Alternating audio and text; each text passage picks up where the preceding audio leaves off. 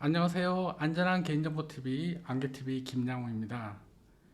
벌써 가맹처리 시리즈 네 번째에 왔습니다. 오늘은 가맹처리 시리즈 네 번째 위험성 검토에 대해 살펴보도록 하겠습니다. 오늘의 목표는 개인정보 재식별 위험성을 검토하는 방법에 대해 살펴보도록 하겠습니다. 가맹처리 절차에서 들으셔서 잘 아시겠지만 위험성 검토는 가맹처리를 어느 정도까지 해야 하는지 결정하는 가맹처리 수준을 정리하기 위한 전 단계입니다. 앞서 우리는 개인정보 세 가지 종류에 대해 학습했으며 개인정보와 가맹정보 및 익명정보가 어떻게 다른지 여성분 그림을 통해 살펴보았습니다. 또한 가맹처리를 위해서는 책임과 권한이 있는 조직과 조직 활동의 근거가 되는 관리 체계를 구성해야 된다고 말씀드렸습니다. 올해 바뀐 가이드라인에 따라 가맹처리 절차가 사전준비, 위험성 검토, 가맹처리, 적정성 검토, 안전한 관리 5단계로 이루어진다고 말씀드렸으며 각각의 단계에서 수행해야 하는 내용과 수행 주체들에 대해 간단히 살펴보았습니다. 더불어 참조 누리집 및 문서는 privacy.moe.go.kr 사이트 참고 자료실에서 받아서 활용하시면 된다고 말씀드렸습니다.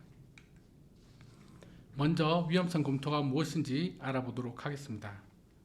위험성 검토는 개인정보 재식별 위험성을 검토, 즉 분석과 평가를 하여 가맹처리 대상 데이터가 가지는 개인정보 재식별의 위험 크기를 판단하고 위험의 크기에 따라 가맹처리 방법 및 수준에 반영하는 일련의 활동이라고 생각하시면 됩니다.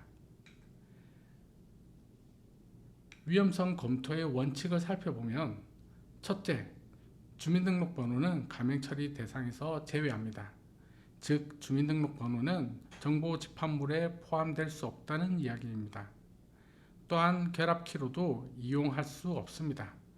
다수의 결합 전문기관들은 주민등록번호를 결합키로 사용할 수 있게 해달라고 요청할 정도로 매우 매력적인 항목이긴 하지만 절대 사용해서는 안 됩니다. 둘째, 기관별로 필요한 수준의 DNA를 정의합니다. DNA 수준에는 정답이 없습니다. 기관이 감당할 수 있는 수준의 DOA를 정의하시면 됩니다. 셋째, 세부 항목별 위험성을 검토하되 중요도에 따라 가중치를 적용합니다. 이것은 뒤에서 설명하겠습니다. 넷째, 필수 요건인 가맹처리 과정의 위험성과 개인정보 보호 수준은 모두 만족해야 합니다. 가맹정보를 제3자 제공하는 경우 해당 기관의 개인정보 보호 수준을 확인하기 어려운 경우 개인정보 보호 이행 확약서와 같은 문서를 진구하여 보호 수준을 대체할 수는 있습니다. 마지막 5번째, 위험성을 검토하고 경감 조치를 적용합니다. 위험성이 사전에 정의한 DOA를 넘어서는 경우 가맹처리 목적을 달성할 수 있는 범위 내에서 적절한 경감 조치를 파악하여 적용합니다. 위험성 검토 전후 단계의 관계를 살펴보도록 하겠습니다. 가맹정보 이용부서는 가맹 처리를 하기 위해 사전 준비 단계를 단계에서 3가지의 가맹 처리 목적 중 하나를 정하고 진행을 합니다. 그리고 조직의 역할과 책임에 따라 이해관계자들과 사전 협의를 진행하여 가맹처리 대상 개인정보를 확보하게 됩니다. 또한 가맹처리 방법에 도움을 받을 내용에 대해 미리 정하게 사전 협의를 통해 정하게 되는 거죠. 그리고 조직의 역할과 책임에 따라 이해관계자들과 사전 협의를 한 결과에 따라서 가맹정보 처리 계획을 수립하고 내부 및 가명정보총괄부서의 승인을 받게 되면 본격적으로 가명처리 단계에 접어들게 됩니다. 한편 가명정보이용부서는 안전한 관리 활동에 반영될 관리 체계를 점검하고 준비를 하게 됩니다. 계획서를 승인한 가명정보총괄부서는 정보집합물을 구성하도록 이를 적정성 검토하는 부서로 제공하여 적정성 검토를 진행하도록 합니다. 여기서 정보집합물의 구성은 관련 명세서 작성을 포함한다고 보시면 되겠습니다. 이제 본격적으로 위험성 검토 단계입니다. 계획서에서 명시된 목적을 확인하고 목적에 맞게 정보집합물이 생성되었는지를 검증하고 명세서를 확인하여 이상 유무를 검증합니다. 그리고 필수 요건, 데이터, 처리 환경별 식별 위험성 검토를 진행합니다. 이 결과는 향후 적정성 검토에 입력 자료로 활용될 것입니다. 식별 위험성을 검토하고 난 후 검토 결과를 별도의 위험성 검토 결과 보고서에 작성을 합니다. 이 결과 보고서는 가명처리 단계에서 가명처리 수준 정의표, 즉 가명처리 수준과 방법을 결정하는 기준이 됩니다. 이 그림과 유사한 그림 보신 적 있으시죠? 지난 가명처리 절차에서 나왔던 내용입니다. 가명처리 절차 5단계에서 위험성 검토는 두 번째 단계에 있으며 주관부서는 원칙적으로 보유부서가 해야 하나 많은 기관에서는 별도의 가명처리 부서를 지정하여 운영하고 있습니다. 따라서 위험성 검토는 가명처리 부서가 주관한다고 보시면 됩니다. 참고로 주 표시는 모두 주관 부서를 표시한 것이고 안전한 관리에서 관리 감독은 관리 및 감독을 수행하는 부서라고 보시면 될 것 같습니다. 위험성 검토 단계에서는 대상 항목 및 명세서 검증, 식별 위험성 검토, 위험성 검토 결과 보고서 작성까지 크게 3가지 활동이 있으며 각 단계별로는 보시는 바와 같이 여러 개의 세부 활동으로 구성되어 있습니다.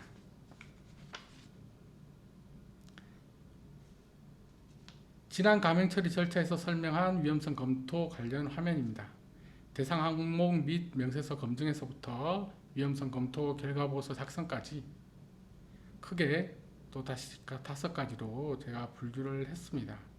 이 각 단계는 화면에서 보시는 바와 같이 여러 개의 세부 활동으로 구성되어 있으며 다음 설명을 위해서 사전 지식으로 우리는 가명처리는 원칙적으로 보유부서가 수행한다는 사실과 기관 특성에 따라 별도의 가명처리 부서를 두고 처리할 수 있다는 것, 그리고 위험성 검토의 기준이 되는 수용 가능한 목표 위험 수준이라고 해서 DOA를 이야기하고 있습니다. 이 DOA를 잘 이해하고 있어야 합니다. 이 DOA를 잘 모르겠다 라고 하시는 분은 가명처리 시리즈 3편인 가명처리 절차를 다시 보시고 오시면 좋겠습니다. 이제 본격적으로 세부 단계를 설명하도록 하겠습니다. 가명처리 부서는 기관의 DOA 또는 이번 가명처리를 위한 DOA를 설정해야 됩니다. 우리가 개인정보를 가명처리하고자 하는 경우 어떤 수준까지 가명처리를 해야 하는지 결정해야 하는데 그 수준이 DOA입니다. 일반적으로 DOA는 특정 수치로 고정되어 있지 않습니다. 큰 틀에서 적절한 범위를 정의하고 목적에 따라 허용한 범위 내에서 세부적으로 다시 정한다고 보시면 될 것 같습니다. 먼저 그림에서 보시는 바와 같이 제식별 위험성을 0에서부터 10까지 정의할 때 기간의 DOA를 3에서 5로 정의했다고 보겠습니다. 그러면 A 감행 처리 계획은 특정 부서에서 한 명의 담당자에게 제공되는 연구 자료라는 큰 틀에서 볼 때 처리 환경 위험성이 높지 않다고 판단되며 데이터 위험성이 높아도 전체적으로 재식별 가능성은 낮다고 보게 됩니다. 반대로 C 감행 처리 계획의 경우 다양한 기관 협업으로 연구하고 연구 결과의 공개 등이 이루어지는 감행정보 연구 자료라고 보았을 때 재식별 위험성 요소가 상승하므로 기관의 DOA는 상대적으로 A가 DOA 5였다면 C 감행 처리 계획은 DOA가 3으로 해당 수준을 낮추도록 요구할 수가 있다고 볼 수 있습니다. 이러한 DOA는 개별 위험 수준 단위로 정의할 것인지 종합 위험 수준 단위로 정의할 것인지를 기관 특성을 고려해서 정의해야 합니다. 개별 위험 수준으로 정의할 경우 고려사항과 종합 위험 수준으로 정의할 경우 고려사항을 표시했습니다. 화면에서 보시고 참고하시면 좋을 것 같습니다. 개별이든 종합이든 기관의 특성에 맞게 DOA를 정의했다면 감행처리 부서는 정보 집합물 검증과 감행처리 대상 확정을 위해 사전 준비 단계에서 생성한 정보 집합물과 데이터 명세서를 검증합니다. 검증 방법은 감행정보 처리 계획서의 목적과 정보 집합물의 명세 내용 등을 비교 확인하여 목적 달성에 필요한 최소한의 정보 집합물로 구성되었는지 검증하게 됩니다. 검증에 따라 대상 개인정보를 추가하거나 삭제 등 추가 처리가 될 수 있습니다.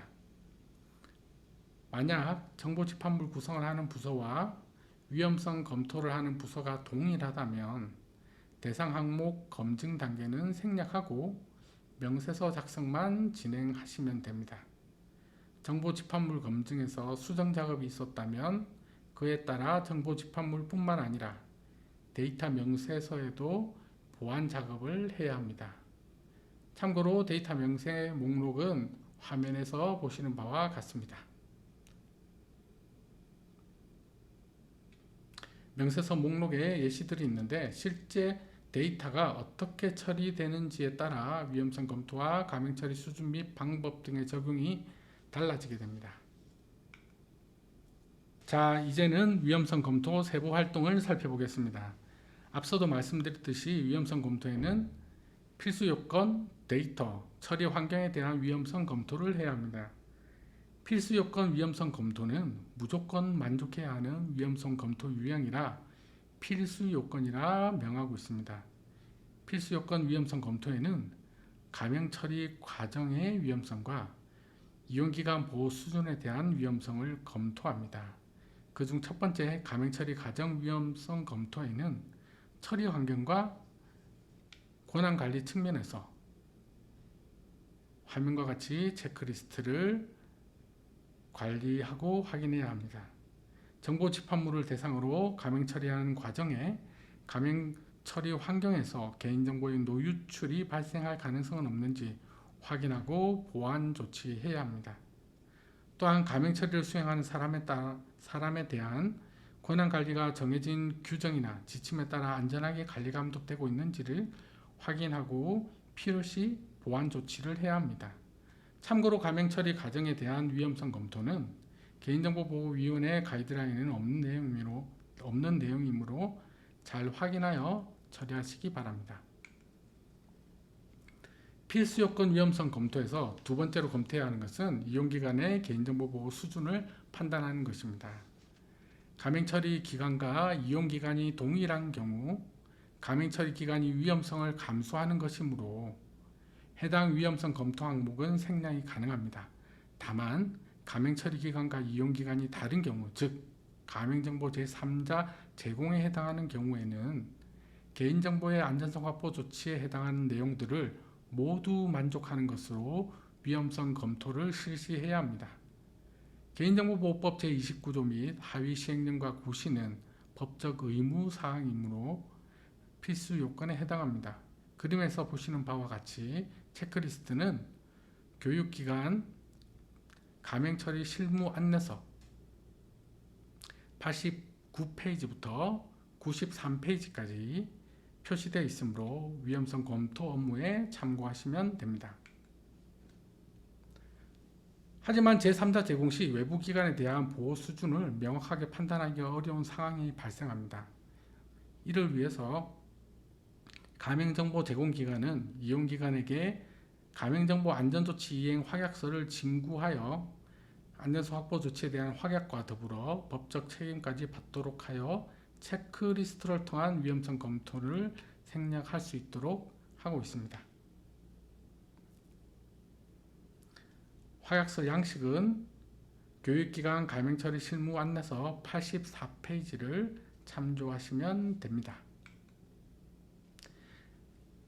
데이터 위험성 검토에 대해 살펴보도록 하겠습니다. 데이터 위험성 검토는 개인정보 항목 그 자체의 위험성 검토와 데이터 구성 요소에 따른 위험성 검토, 그리고 데이터 분포에 따른 위험성 검토가 있습니다.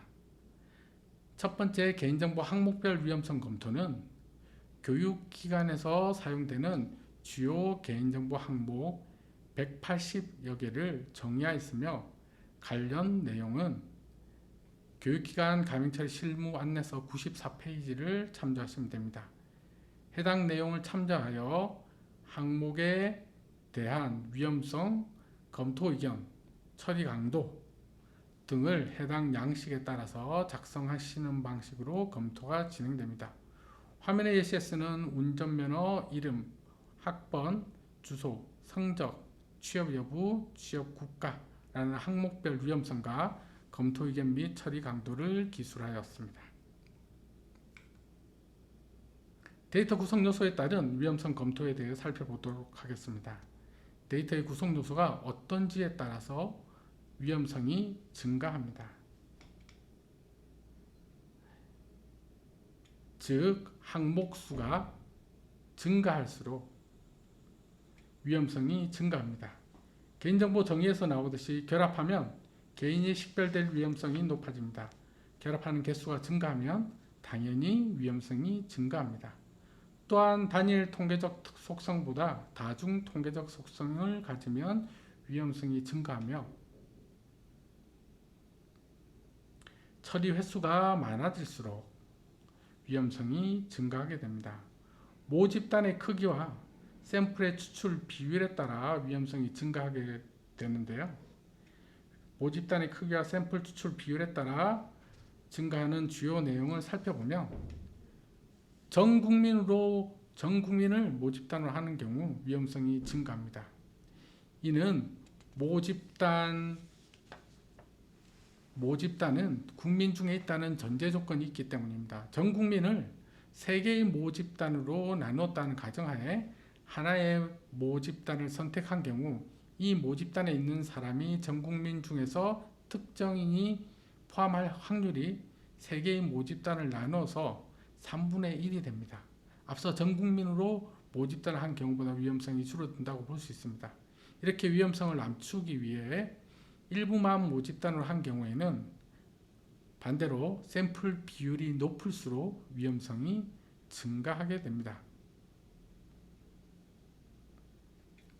마지막 줄에 있는 나머지는 내용을 보시면 될 것 같고요. 마지막 시간적 특성을 보유한 데이터가 많을수록 위험성이 증가하는데 단일 시간 특성, 다중 시간 특성, 연결 시간 특성 순으로 위험성이 증가한다는 말입니다. 데이터 내에 시간적 특성을 가지고 있는 항목이 있고 그 항목이 단일보다는 다중 특성, 다중보다는 연결 특성을 갖고 있다면 위험성이 더 증가한다고 보시면 될 것 같습니다.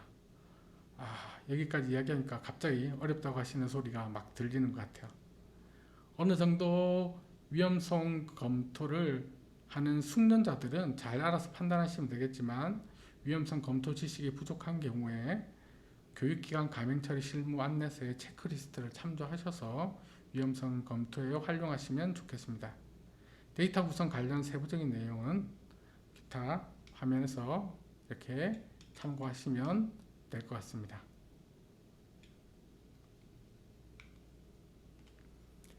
데이터 구성 위험성 검토는 보시는 바와 같이 8개의 체크리스트를 정리하였습니다. 이 체크리스트는 최소한의 명세이며 여러분들이 실무에서 처리하면서 생각하시는 내용들이 추가하실 수 있습니다. 가이드라인은 절대적인 것이 아니라 상황에 따라 기관의 특성에 따라 맞게 적용하시면 됩니다. 다만 법적 요구사항 항목들은 반드시 가이드라인을 따라 지켜야 합니다. 세 번째, 데이터 분포 요소에 따른 위험성 검토에 대해 살펴보도록 하겠습니다. 데이터 분포에 따른 재식별 위험과 특이치 분포에 따른 재식별 위험이 있습니다.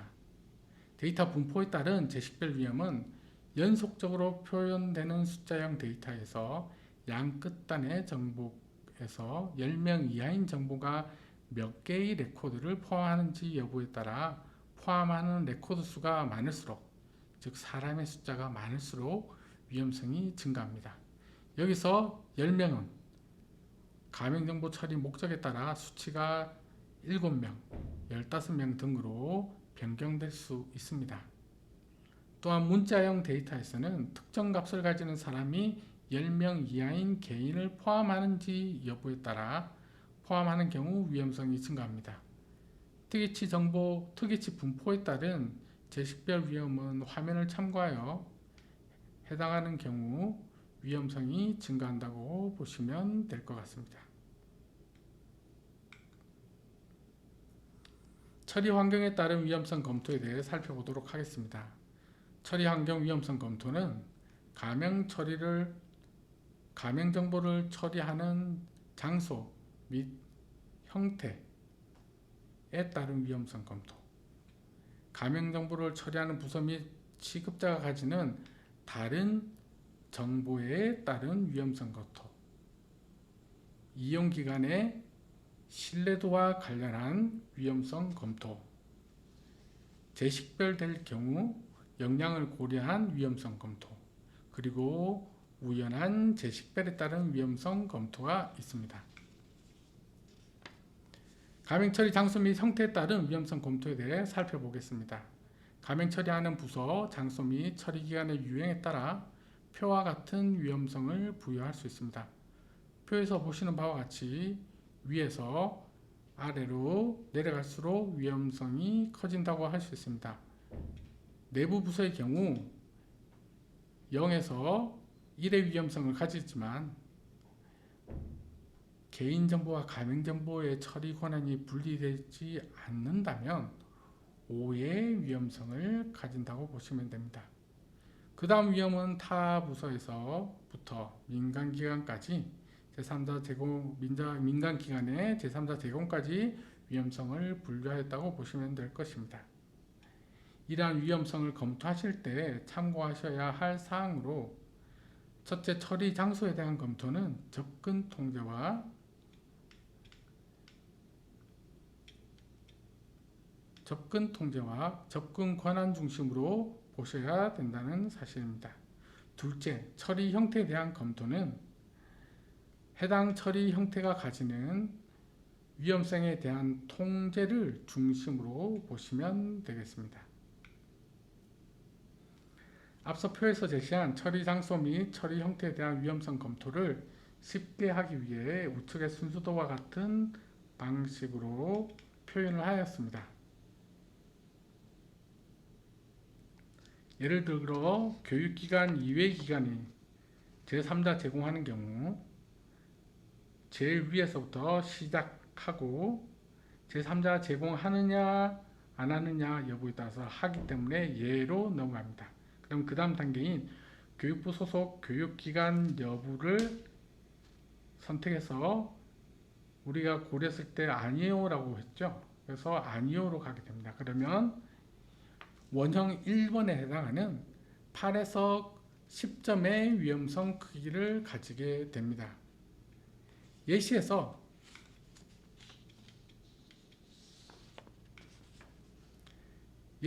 제한구역에서 타 부서가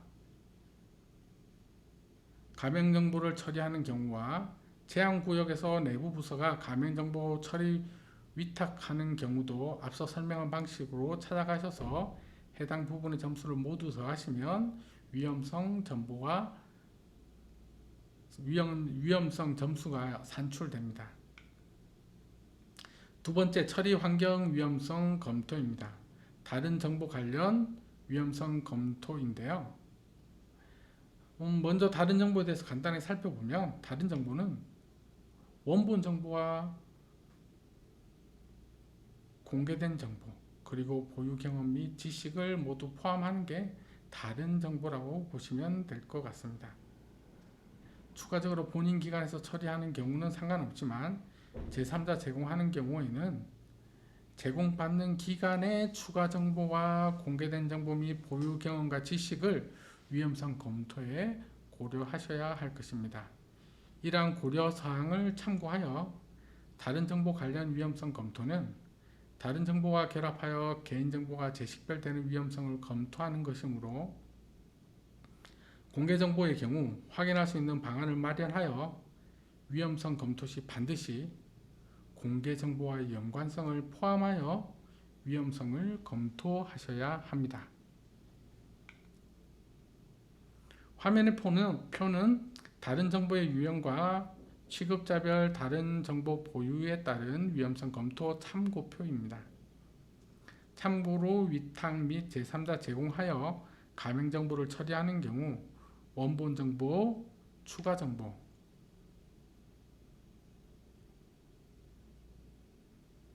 및 이용자의 다른 정보가 존재하지 않는 안전한 공간에서 처리하셔야 합니다.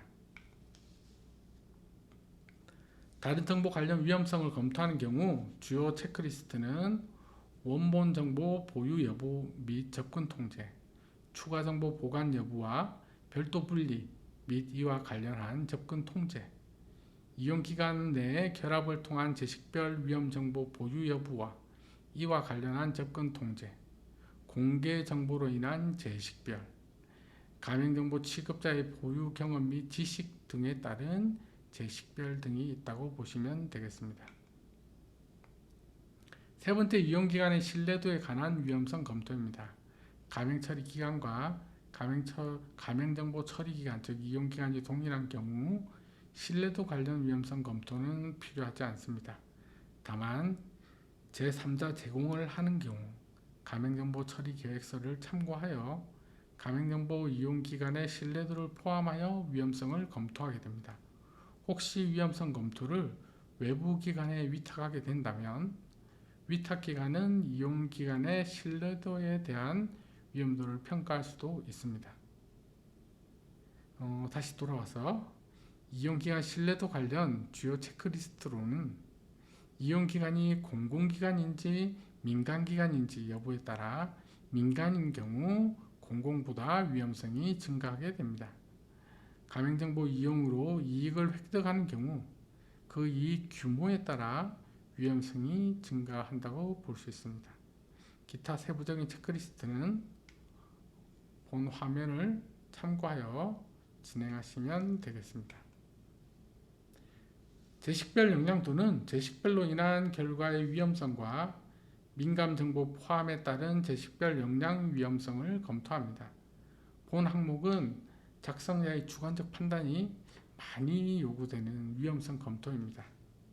그래서 여러분들이 잘 하셔야 되는 것 중에 하나고 우리가 쉽게 잘 넘어가는 것 중에 하나라고 보시면 될 것 같습니다.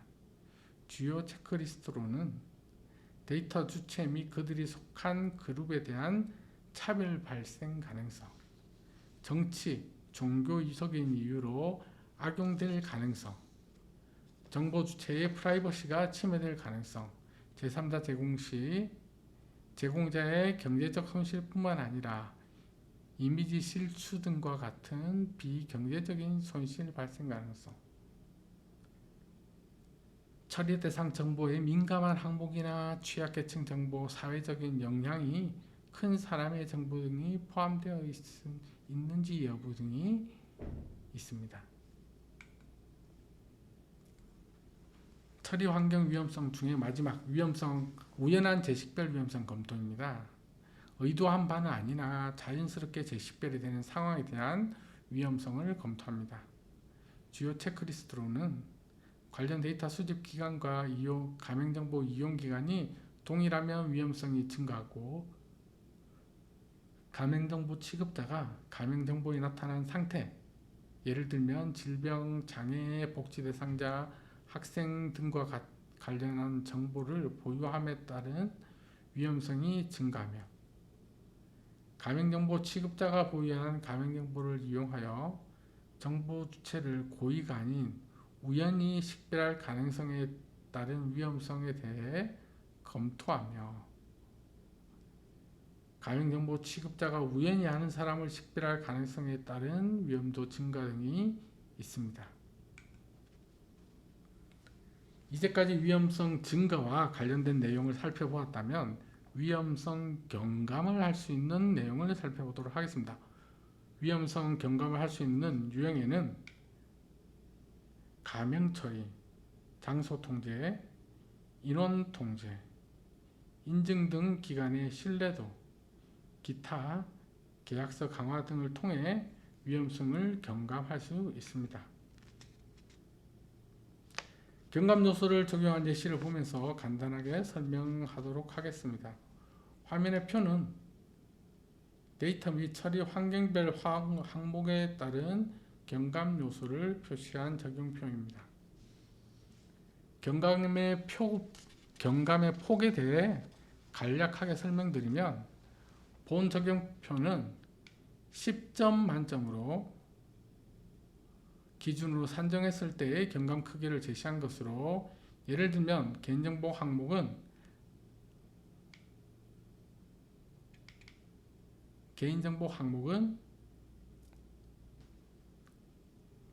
가명 처리, 그리고 장소 통제, 인원 통제, 이 개인정보 항목은 이 세 가지 항목으로 최대 3점까지 경감할 수 있는 경감 요소가 있다라고 보시면 될 것 같습니다. 물론 기간별로 경감의 크기를 3이 아닌 2로 할 수도 있고 4로도 할 수 있습니다.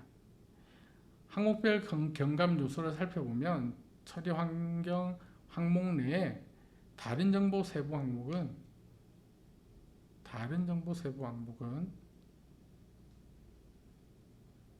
장소 통제와 인원 통제를 통해 다른 정보가 가지는 위험성을 경감할 수 있습니다. 같은 방식으로 이용기관의 신뢰 수준은 장소 통제, 인원 통제, 개인정보 보호 인증업체,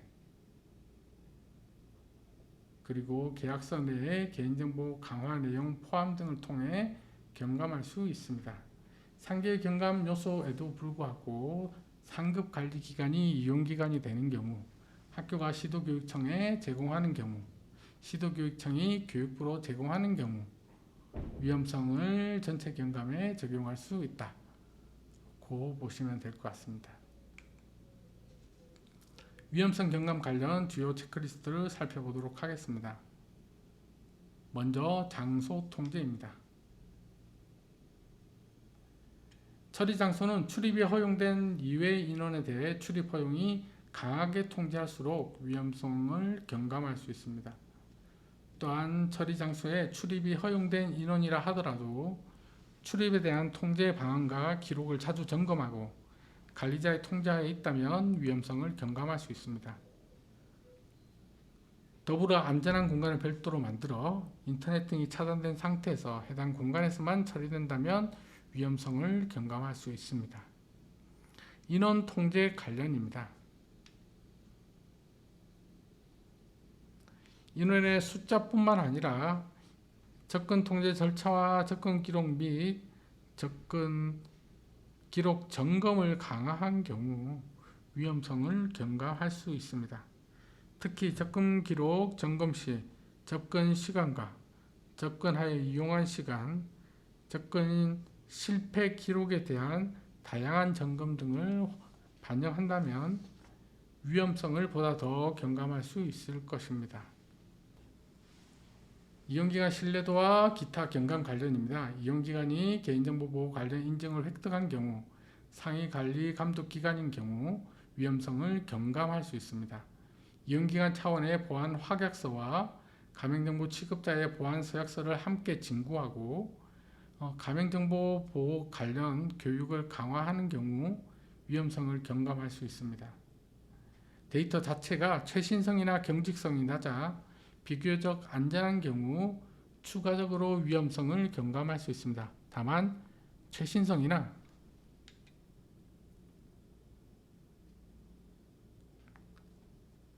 경직성이 높아진다면 추가적으로 위험성이 증가할 수도 있지만 최신성이나 경직성이 낮아서 비교적 안전한 경우에는 추가적으로 위험성을 경감할 수 있습니다. 위험성 검토와 경감 방안 검토가 끝난 경우 해당 위험성 검토 결과를 확정합니다. 정성적으로 위험성 검토를 할 수 있고 정량적으로 할 수 있습니다. 표의 내용은 위험성의 크기에 대해 정량적으로 100점 기준으로 표현을 하는 방식의 예시입니다.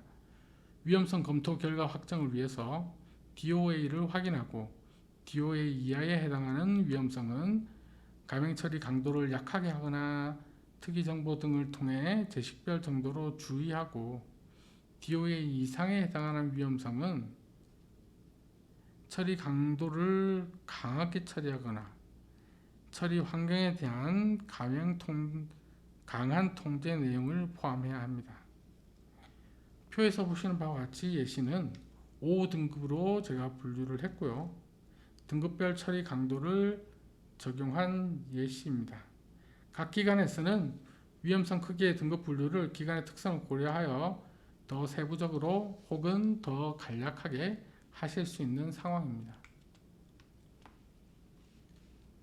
위험성 검토의 마지막 단계 결과보고서 작성입니다. 검토하고 확정한 위험성에 대해 그 결과를 작성해야 합니다. 작성 원칙에서 보시는 내용은 화면과 같습니다. 위험성 검토 결과 보고서 작성의 원칙. 여기서 주의하실 것은 결과 보고서 작성 시 이용된 기초 자료는 적정성 검토를 위해 별도 보관하셔야 된다는 사실이고요. 앞서 설명한 바와 같이 제식별 위험성 검토 결과 보고서는 가맹처리 수준 정의표 작성을 위한 전 단계라는 것을 명심하시고 이를 고려한 결과 보고서 작성이 이루어져야 할 것입니다. 그런 차원에서 결과 보고서와 가맹처리 수준 정의표와의 관계를 그림으로 표시해 보았습니다. 제일 좌측에 있는 표는 교육부 세부 항목별 양식의 결과 보고서입니다. 가운데 있는 표는 개인정보보호위원회 양식 및 결과입니다. 제일 우측에 있는 표는 가맹처리 수준 정의표 양식입니다. 위험성 검토 결과 보고서 양식입니다.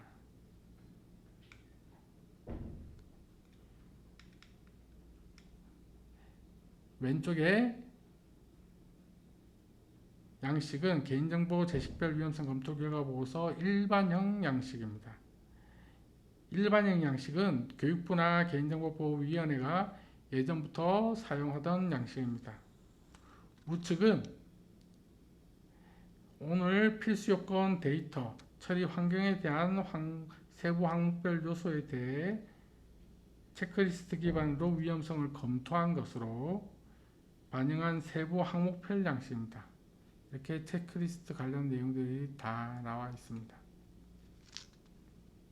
일반적인 위험성 검토를 하셨다면 일반형으로, 세부 항목별 체크리스트로 위험성 검토를 하셨다면 세부 항목별 양식을 사용하시면 됩니다. 물론 본 양식을 바탕으로 기관 특성을 고려하여 가감하실 수도 있습니다. 세부 작성 방법은 교육부나 가맹익명 처리 가이드라인 또는 교육기관 가맹처리 실무 안내서를 참조하시거나 개인정보보호위원회 가맹정보 처리 가이드라인을 참조하시면 됩니다. 향후 시간이 허용한다면 사례 예시를 통해 세부적인 위험성 검토를 하는 내용까지 실제로 탑재할 수 있도록 노력하겠습니다. 이상으로 위험성 검토에 대해 살펴보았습니다. 안전한 개인정보 TV, 안개TV에서 설명드렸습니다. 감사합니다.